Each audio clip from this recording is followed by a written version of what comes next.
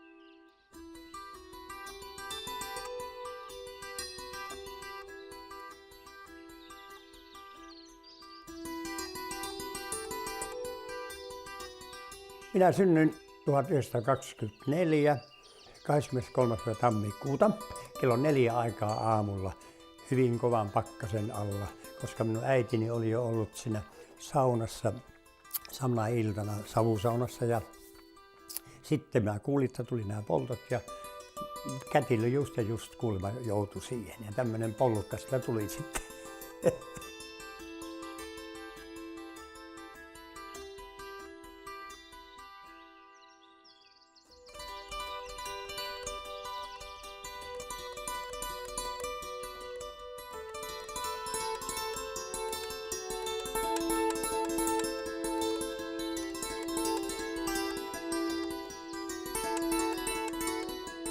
Ja oli vähän semmoinen vekkuli, vähän kasvattamatonkin tavalla, kun mun äitini kuoli, kun mä olin 3,5-vuotias. Niin se oli semmoinen valtava menetys, joka vieläkin on minun sielussani ja mielessäni, koska hän oli tavattoman viehättävä siinä, että mä muistan hänen lauluäänensä, mutta en muista puheääntä. Onpa taivaassa tarjolla lapsillekin, jotka Jeesusta rakastavat. Kultakruunut ja vaatteet valkeatkin. Hän lauloi siihen aikaan minulle aina siskoni kanssa näitä iltalauluja. Ne oli siihen aikaan vähän tuommoisia kuoleman kaipuun tuntuisia, niin kuin piunpaun kehto heilahtaa, onpa taivaassa tarina lapsillekin. Ja sitten Älä itke äitini. Ja sitten aina iltarukouksen aikana kädet ristiin, levolasken lueni ja siihen sitten nukahettiin.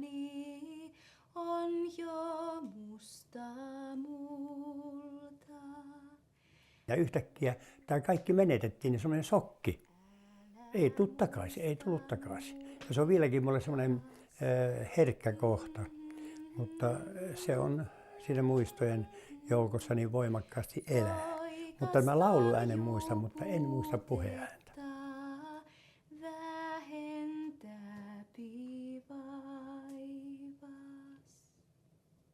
Sydämellinen hellä, Nivalasta kotoisin kaikki oli laulajia, semmoisia, jotka harrasti musiikkia ja kirkossa käynnit ja kaikki.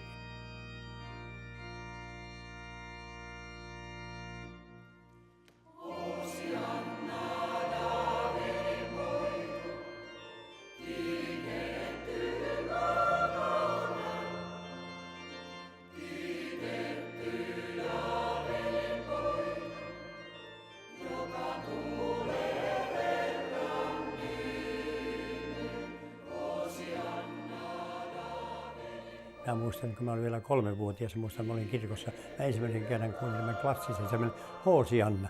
Mun teki valtavan vaikutuksen ja mä aina pyysin sitten, että laula äiti, isäkin, laula äiti Hoosianna. Se Hoosi, semmoinen Hoosi, se on se Anna.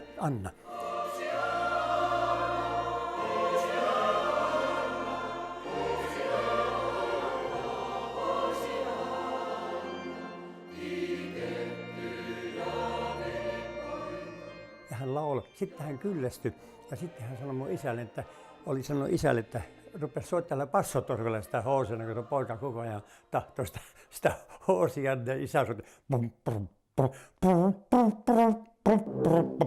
Hän soitti muutama säveli. Soita vielä.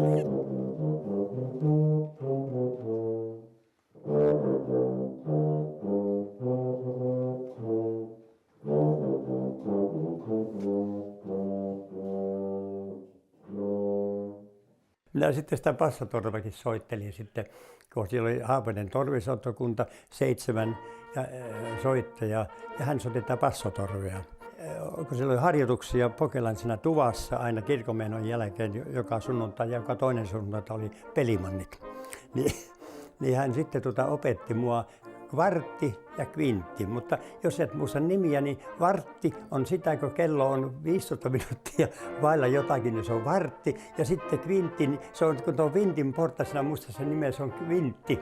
Että se on vartti ja vintti riitte. Ja opetti, niin soitit, ja sitten oli tuo torvesottokunnan harjoitus, niin hän yllätykseksi antoi mulle sen passotorve, oli semmoinen kappale, missä tarvittiin varttia ja vinttiä. Ja minä soitin pum pum pum pum.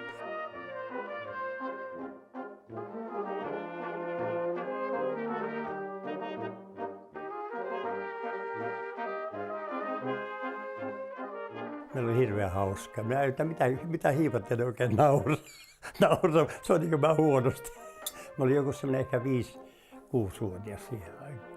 Muistan se messin, kato, se oli punainen rengas tuli tähän ja se meni koko turpahan meni melkein sinne sisälle.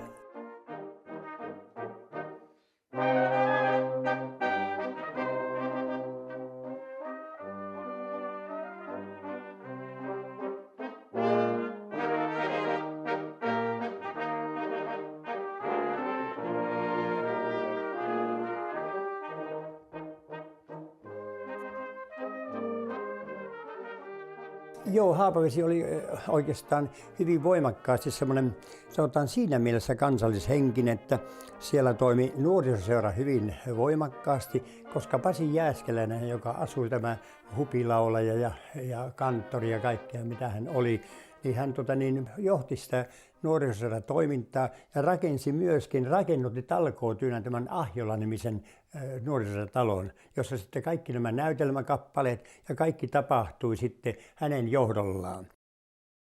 Muun muassa Laivan kannella Pasi Jääskeläisen näytelmässä minä olin siinä nappulana, oli kerran kokkipoika laivalla, heli veppeli veli veli vei, tämän viran suurella vaivalla, suta suuffa tiritira terei. Tämä oli minun soololauluni ja isä oli puosuna ja myöskin kokkina.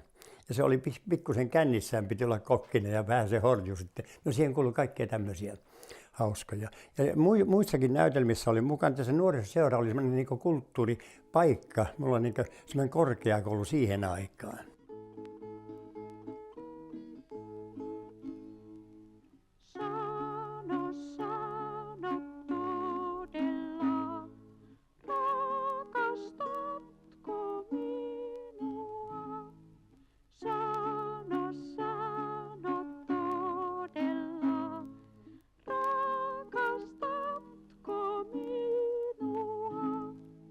Hellalla palavalla syvemmällä, syvemmällä, syvemmällä, hellalla palavalla syvemmällä, rakastan minä sinua.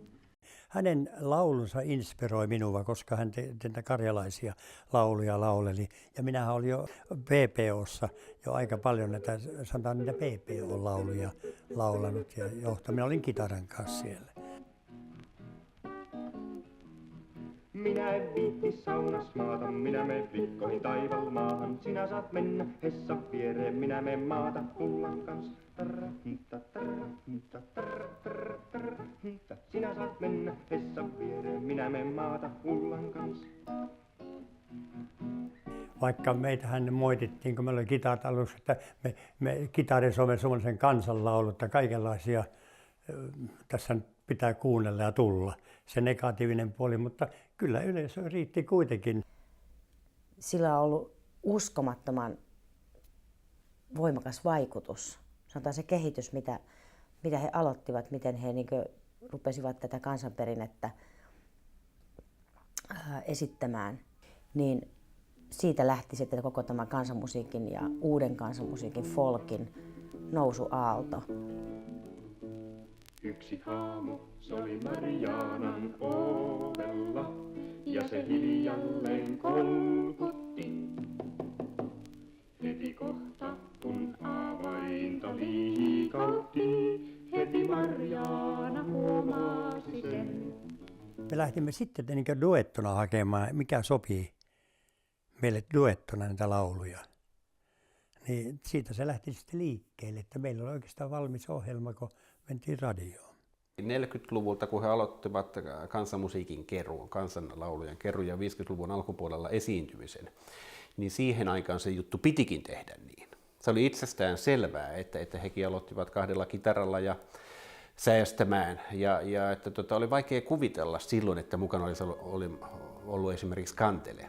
Tulla nuppo, paanin nuppo, tänttäri nuppo ja sarvesta nuppo. Se on niin kuin 4 nuppoa, tuilala ja tuilala. Tulla nuppo, paanin nuppo, tänttäri nuppo ja sarvesta nuppo. Kun ne sillä puhuu sitten, että eikö se ole myös kantele? Mä otin tämän 5-kielisen ja sitten mä soitin ja nämä huiluäänet otin mukaan siihen sitten kaikki ja tämmöisiä uusia juttuja, koska mä olin seurannut Haaveilla voimakkaasti Antti Rantosen 5-kielisen soittoa. Se jäi mulle niin kuin soimaan korviin.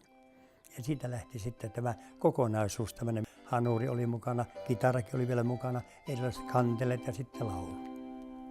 Samassa talossa Hermanni ja Miina, yhtaikaa olit he palkollisiina. Siitä se alkoi tää herttainen juttu, jos ei lie vanhasta tuttu niin. Ja että se suuri temppu, joka Martti Pokela teki, otti sitten hieman myöhemmin 50-luvun puolivälissä lähtien kanteleen mukaan, ja siinä on se suuri murros. Eli kansanmusiikin varsinaisessa löytämisessä, sen ytimen löytämisessä, niin siinä mielessä Pokeloiden tämä tehtävä ja saavutukset on aivan keskeisiä. Tulkaa pois, tulkaa poistuu. Tulkaa pois, tulkaa poistuu. Krityämmiä, krityämmiä, Ulkomailla me laulettiin enemmän tämmöisiä niin karjahuhuja, lehmijoikuja ja kaikkea siihen sopivaa, joka meni niin sopivaa, ettei tarvinnut ymmärtää muuta kuin sen tunnelman. Brasiliaan mentiin laivalla. Inkon satamassa lähdettiin Rioon. Kesti joku noin, mitä se nyt kesti, yli 2 viikkoa se matka. Oltiin myrskyssä ja se oli kahvilaiva ja mentiin sinne ja sitten kierrettiin kaikki nämä kahvimaat sitten.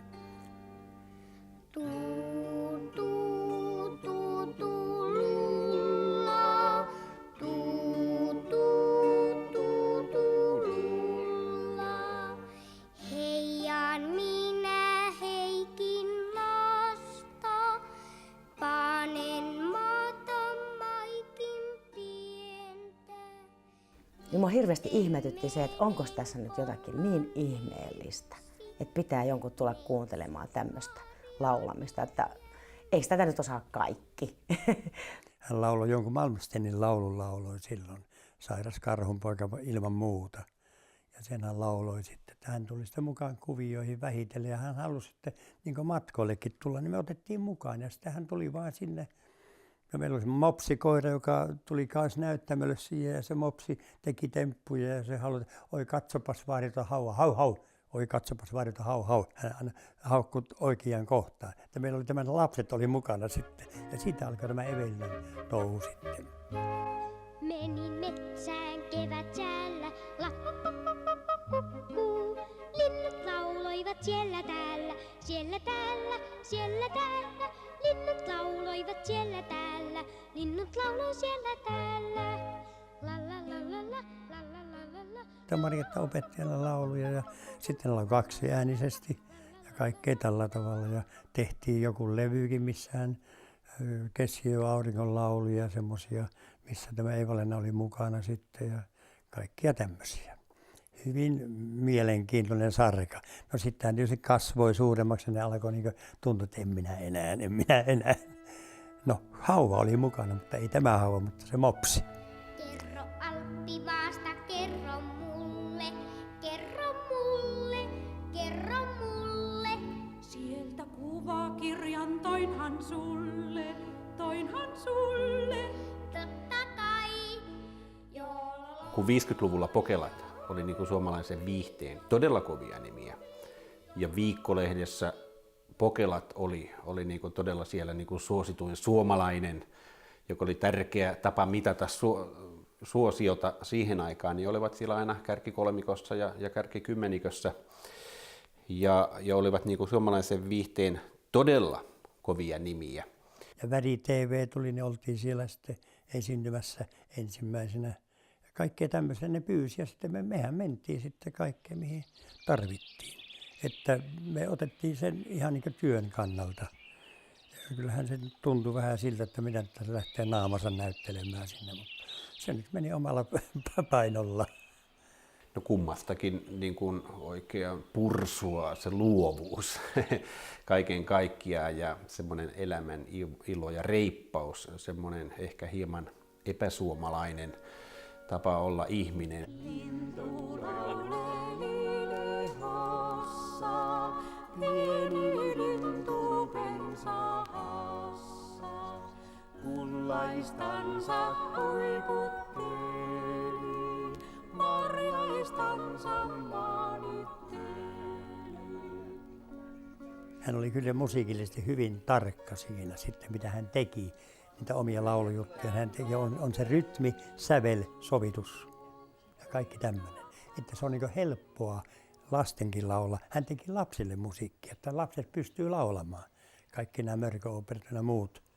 Että hän teki Eeva-Lennalle ensimmäinen tyttärelle ensin. Teki hänen nimissään näitä Eeva-Lennan lauluja. Ja siitä se lähti käyntiin sitten. Hän ei lähtenyt mitenkään kevytmielisesti, vaan tekemään jotakin tai tekaisemaan jotakin tai vähän pintaa raapimaan tai tämmöiseltä. Että hän aika syvällisesti kyllä paneutui aina tehtäviinsä ja kaikkiin näihin valtaviin satuihin ja musiikkinäytelmiin. Tämä loistava lastenoopperoiden sarja, loistava lasten sävellystuotantoonsa, Marjatta Pokelan kuvataidemaailma, hänen työnsä laulun kerä ja niin edelleen, niin se on todella arvokas, hieno osa suomalaista kulttuuria. Ja että yhdessä kun he ovat näitä asioita tehneet, niin silloin siinä on kaksi voimakasta persoonaa vielä löytäneet niin kuin ehkä voimakkaammin toisensa.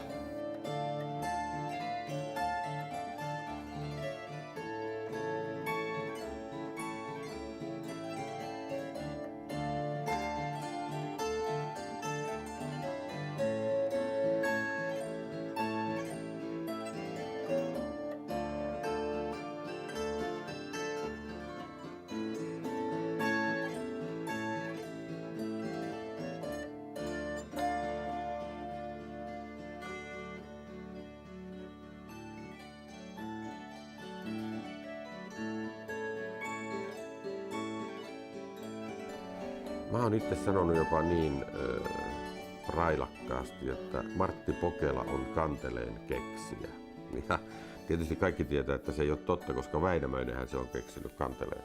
Mutta mä tarkoitan sillä sitä, että kun kantele suurentui tuossa 1800-luvulla ja sitten vielä tuli tämä konserttikantelekin, oikein suuri kantele 1920-luvulla, niin Martti Pokela oikeasti oli ensimmäinen soittaja, joka huomasi, mikä se soitin oli, miten se soi.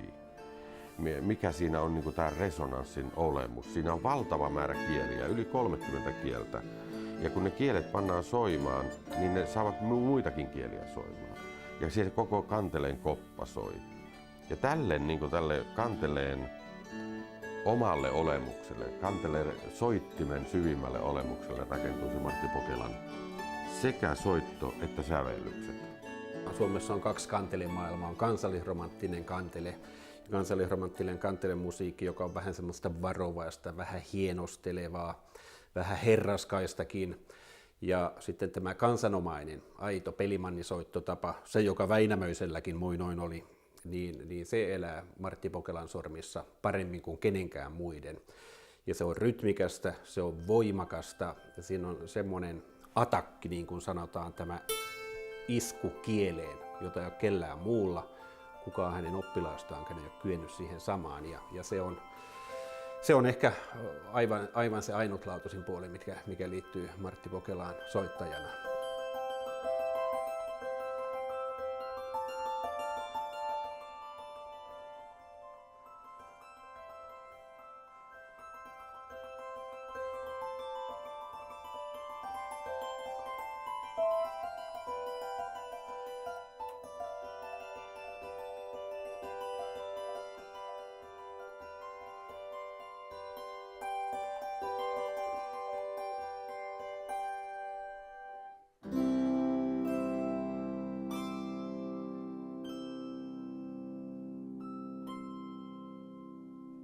Totta kai se rakentui sille, että Erkki Alakönni ja Martti Pokela ja itse asiassa kantelenrakentaja Oiva Heikkilä. Se oli se trio, joka toi kanteleen 40-50-luvulta 70-luvulle.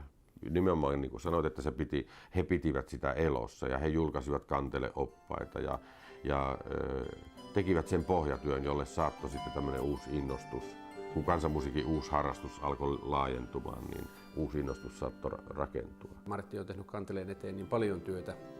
Ensinnäkin soittajana luomalla ihan uuden sointimaailman, eli kehittänyt uusia soittotekniikoita, soittotapoja. Hän on luonut erittäin hienon kantelesävellysrepertuaanin. Hän on kasvattanut koulukunnan oppilaita. Hän on ollut kanteleen tärkeä puolesta puhuja sitten myös sanoin. Eli kaikin mahdollisin tavoin Martti Pokelan asema on erityinen. Ja erityinen se on soittajana ja säveltäjänä.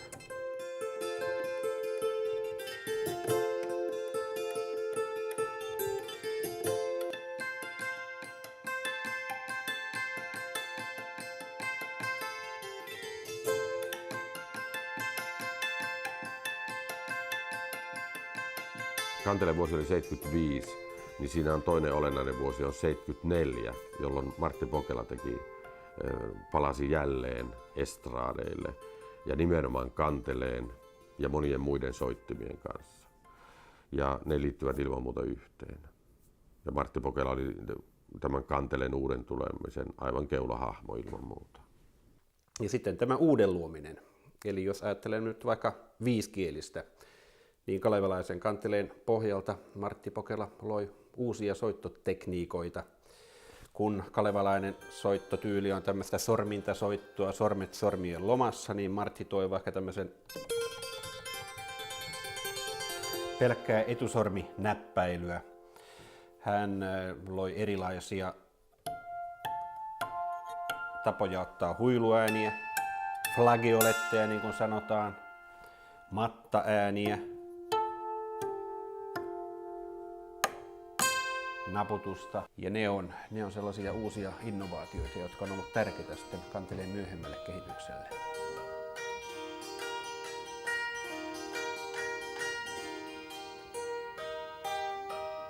Tuon pienen kanteleen kanssa meni ehkä niin syvälle, että minä menin niin juurille, että kerta kaikkiaan minä löin seinään. Mä 2 vuoteen en koskenutkaan siihen. Jollakin tavalla se veti niin syville niihin juuriin, että minne minä oikein menossa.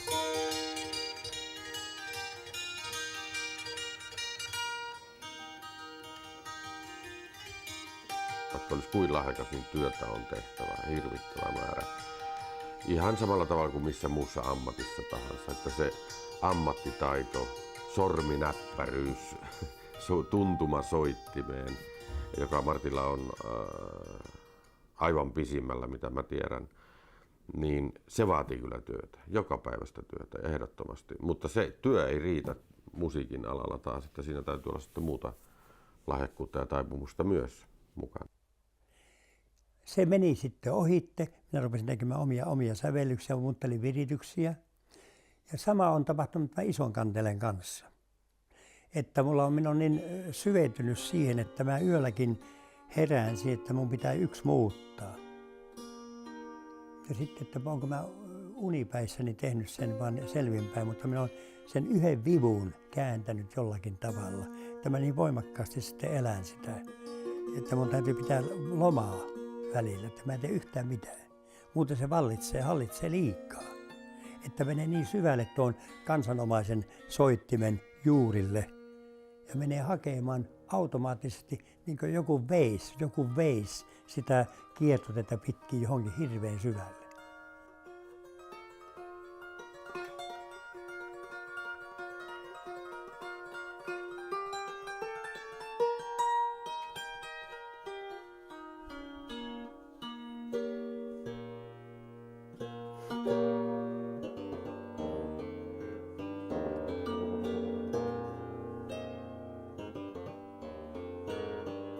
Se ei ole hulluutta, mutta se on sitä ehkä luomisen tuskaa hulluutta, joka on hirveän mielenkiintoinen. Mutta siihen täytyy lomittaa itsensä, että tämä sielullinen rakenne, sen syvyys, mihin se johtaa, että se pitää ottaa sinne pintaan taas ja elää normaalielämää. Ottaa pienet tuikut ja syyvä hyvin ja laittaa hyvää ruokaa ja tehdä tällä tavalla. Ja vähän mennä aamulenkille happiaterian kanssa, että minun täytyy haistaa se ja tuoda se tunne tuolta yläilmoista. Siellä ammunta. Siellä ammutaan sitten.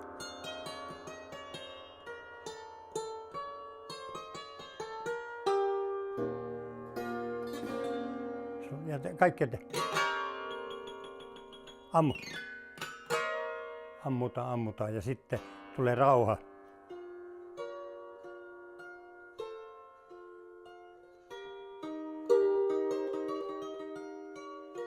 Kokemukset on parempi panna tällä tavalla nauhalle ja lokeroida se tämmöisiin soittimiin. Suomi voitti. Ne hävisi nuo. Niin kyllä mä joskus olen miettinyt, että jos joku sanoo mulle, että säveltäjä, niin en minä pidä itseni säveltäjänä, koska mulla ei ole koulutusta siihen. Minä pidän semmoisen musiikin muotoilijana ja hakijana ja omalla tavallani kuulen sen musiikin, että minun täytyy syventyä siihen eri tavalla ja on pitänyt ottaa se oma linjajako siihen, että tuo soitin on tuo ja aloittaa sitten, kun näkee mikä on tuo kantele, minkälainen soitin se on, pikkukantele, uusia juttuja, uusia tekniikoita, keksiä huiluäänet, kaikki semmoiset ja tehdä kaikkea tällä tavalla. Mutta se sävellillisyys, niin se tulee niin itsestään puhkea, käyttää sen hyväkseen sitten.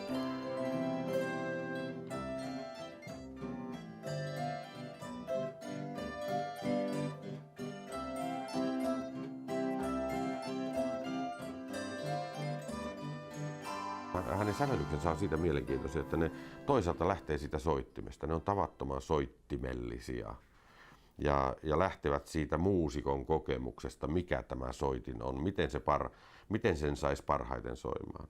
Ja sitten toinen piirre niissä sävellyksissä on tällainen kertomuksellisuus, joka on saanut ne klassisen musiikin kriitikoiden korvissa kuulostamaan ei-rakenteellisilta, tai häntä on kritisoitu tästä. Minusta taas tämä on erittäin moderni tapa säveltää, joka on tullut itse asiassa kysymykseen nyt, ja tällä hetkellä puhutaan kaikilla taiteen kulttuurialoilla kertomuksellisuudesta, tarinoista. Sävellyksetkin voi olla tarinoita, eikä niiden tarvitse välttämättä olla nuoteille piirrettyjä rakenteita. Ja Martin sävellysten voima on tässä tarinassa, kertomuksessa, joka niiden takana on. Niistä sävellyksistä kuuluu, että ne on soittamalla elämällä syntynyt, eikä paperille mietittyjä. Mehän vietiin minun vaimoni Marjatan ja lasten kanssa täällä aika paljon Kesi- ja Haapavedellä, niin hän sitten innostui, kun mä soitin Pökköläkankaan tätä sävelmää kanteleella. Niin hän sanoi, että panepas nimi tälle valssi tai Pökköläkankaan valssi. Ja siitä se lähti liikkeelle, joka on myöskin levytettynä sillä nimikkeellä. Ja tämä liittyy hyvin, sanotaan, tämmöisen historiaan, mitä meikällä on elänyt aikanaan, ja myöskin, että tuli tämmöisen musiikki-ilmaisuun tehtyä tällainen Pökköläkankaan häävalssi tai Pökköläkankaan valssi. Se on niin hyvä nimi tuo Pökköläkangas, ja kaikki nauraa yleistä, mikä hiivatin Pökköläkangas siellä on ollut, mutta se on kaikkein kuuluisin paikka Haapavedellä.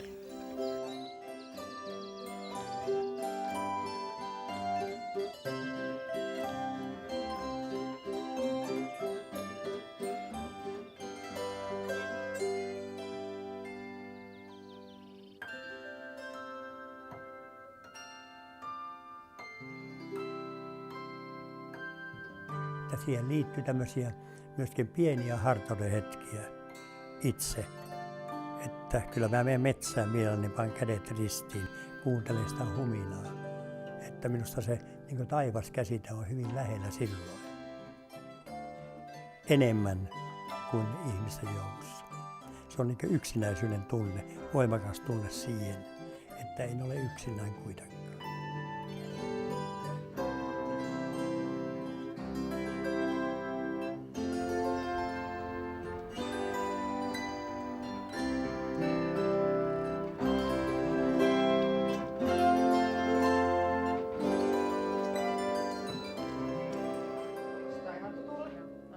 Se oli jotenkin tällä. Terve. No terve. Mitäs sulle? Mitäs sulle? Roy Asplund, mikä oli tuon koulumusiikkiosaston johtaja, hän pyysi minua, että voisitko tulla pitämään kansanmusiikista ja kansansoittimesta esitelmän tälle koko koulumusiikkiosaston porukalle. Mä otan mikäpä siinä. No voitaisiin soittaa siihen saakka. Joo, no Joo, niin. katsotaanko siitä eteenpäin. Kattokapa sitä pikkusen sen verran. Ja tässä oli tunnelma, oli Karjalan kurja korpikaupunki. Niin oli. Se oli semmoinen lisäys. Kostamus Karjalan kurja korpikaupunki. Aika hyvä. No niin, antakaa mennä. Tässä lähtee kaksi.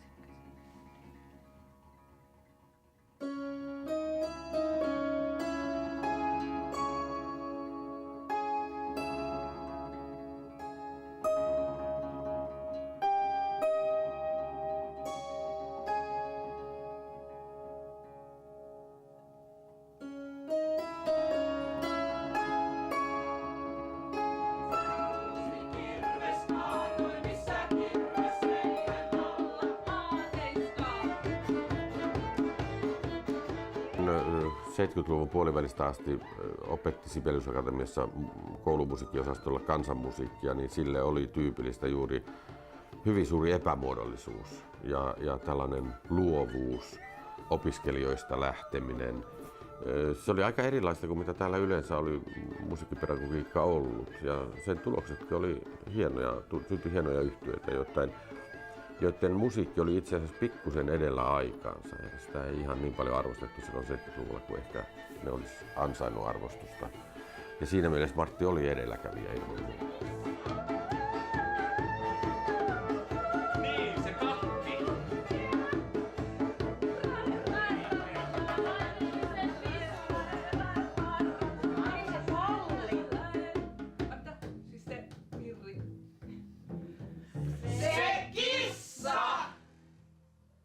Niin Helasvuo, joka oli rehtorina, niin hän luki Helsingin Sanomista, että täällä on aloitettu kansanmusiikki. Mutta niin on. Se on nyt selvä. Tämä on aloitettu. Miksi mulle on sanonut? En minä tiedä, miksi ne ei ole sanoneet, että tule kuuntelemaan. Ja mä sanoin Helasvuolle sitten, että sen kun tulet, että tulet kuuntelemaan, mitä tämä homma on. Ja myös Helasvuo tuli, se oli tunnin siellä, kun tämä porukka lauloi, soitti yhteen ja teki. Helasvuo, hyvä. Siitä vaan antaa mennä. Hän oli hyvin myötämielinen. Joo, se on parempi. Oikeastaan tähän se voisi loppua. Sitten aivan rauhallinen loppu tähän. Sitten se on myös valmis. Ei liikaa enää tehdä, ei liikaa tehdä. Muuten se sotkeutuu tähän Kostamuksen kuvioihin. Kop, terve. Kiitos, hauska. Tervetuloa kuule. Tässä on kaksi nimeä. Maailman ihan nimet kantelen neitoset. Aivan. Niin. Kyllähän ne ymmärtää, mitä mä tarkoitan. Tervetuloa. Joo. Niin kuin näet, niin se on Kostamus, tuossa Karjalan kurja korpikaupunki. Saitko sinä selvätä sitä nuotinoa? Tämä on ihan selvä. Eikö hyvä? Onko se? Tämä on paljon parempi kuin sellaiset, missä on viivoja ja jotain palloa. Minusta tuntuu, että tätä kansanmusiikkilinjaa ei olisi syntynyt, jos Martti Pokela ei olisi opettanut sitä ennen jo puolikymmentä vuotta kansanmusiikkia Sibelius Akatemiassa. Ja se, että hän tuli tänne Sibelius Akatemiaan, johtui taas siitä, että hän päätti ruveta uudestaan esiintyväksi taiteilijaksi 70-luvun alkupuolella. Ja sitä kautta sitten hänet pyydettiin opettamaan. Ja kun tuli Sibelius Akatemiasta laki 1980, niin siinä oli tämä merkillinen puoli, että siinä mainittiin myös kansanmusiikin koulutusohjelma. Ja sitä ei varmasti olisi siihen lakiin tullut, jos ei kansanmusiikki olisi ollut jo Sibelius-akatemian sisällä.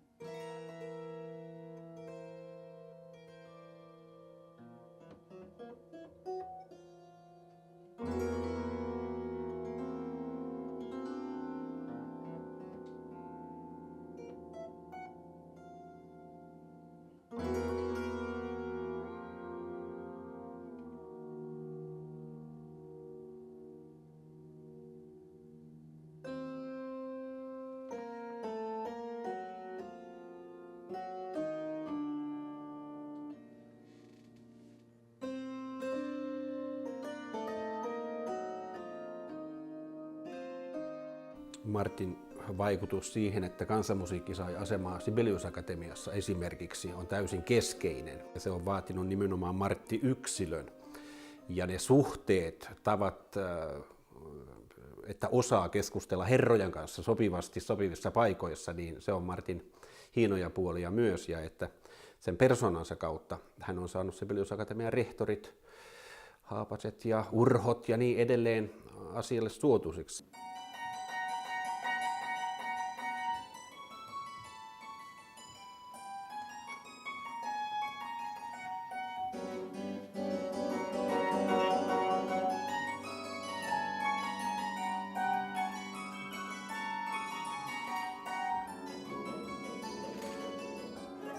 Itsestä tietysti 20 vuoden jälkeen tuntuu aika vanhanaikaiselta kysyä tai sanoa, että miksi kansanmusiikkia opetetaan tai että kansanmusiikki menee pilalle, jos sitä opetetaan. Sehän riippuu, miten sitä opetetaan. Ja me ollaan ainakin yritetty opettaa, löytää sellaisia opetustapoja, jotka olisi kansanmusiikista itsestään nousevia. Ja siinäkin asiassa Martti on ehdottomasti ollut edelläkävijä, kun hän aloitti tämän korkeakouluopetuksen kansanmusiikin puolella.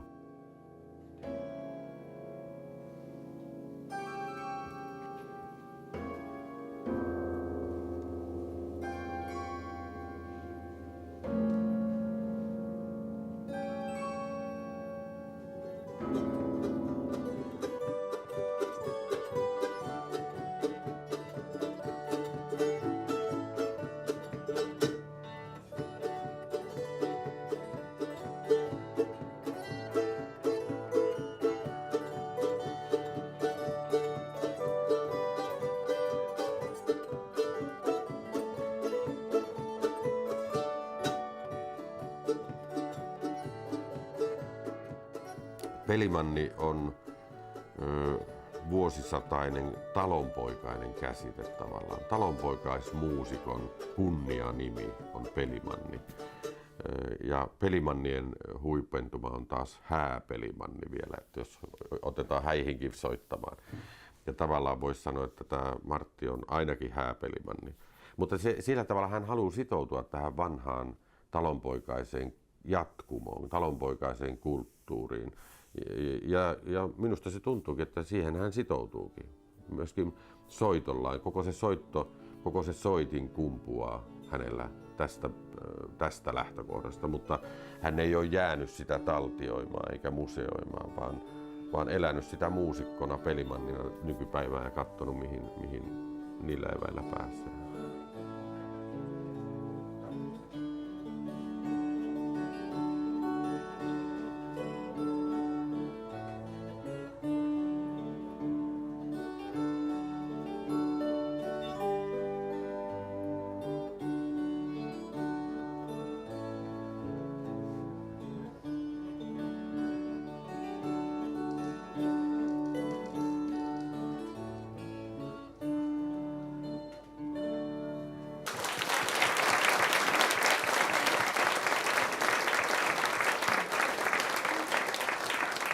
Minä sanon suoraan, että minä olen siis täysin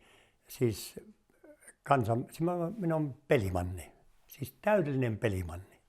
Minä en halua mitään muuta kuin olla Pelimanni. Se on minusta semmoinen kansallinen nimi ja oikeutettu käyttämään sitä nimeä, koska kansa tykkää. Että tervetuloa Pelimanni tänne ja sillä minä tykkään.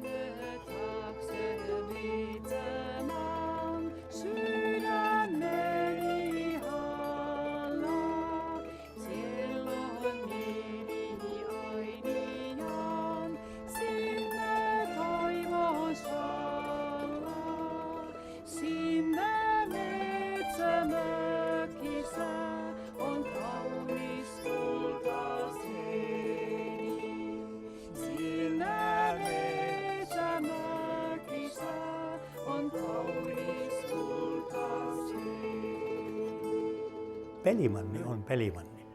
Ja sitten minusta tuntuu tämäkin aika hyvältä määritelmältä, että mikä on semmoinen suhteellisen pitkän iän salaisuus.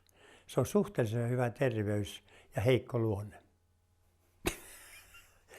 Ja minä olen tavallaan ominut sen, että heikolla luonteella on myöskin omat vahvat puolensa.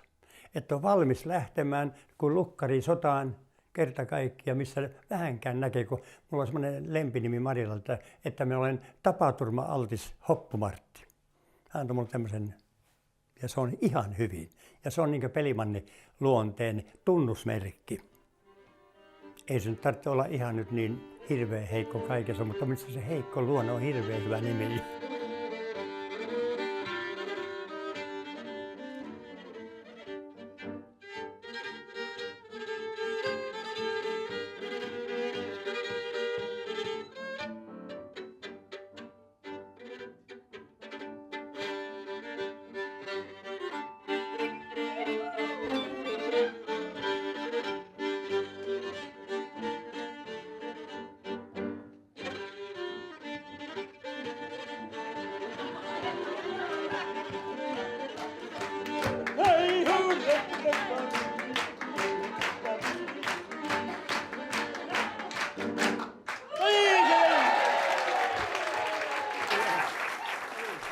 Mulla on kyllä nämä sorvet hirveän nopeasti tällä tavalla. Mennään kauheasti eteenpäin. Mutta kuitenkin niin alkaa jo ikäpainetta tahtoo vähän pysähtää välillä. Mutta aina pitää nousta. Joo. Ja nauraa itselleen, mennä peiliin ja nauraa, että helkkari on tuo pöhölä. Vieläkö se teki tätä hommaa. Mutta kun ei ole potkittu pois, niin hyvä on. Tämä on se vanhan Pelimanni. Kun on vanha Pelimanni, niin aina on niin kuin sirkushevonen. Vähän potkia lähtee liikkeelle.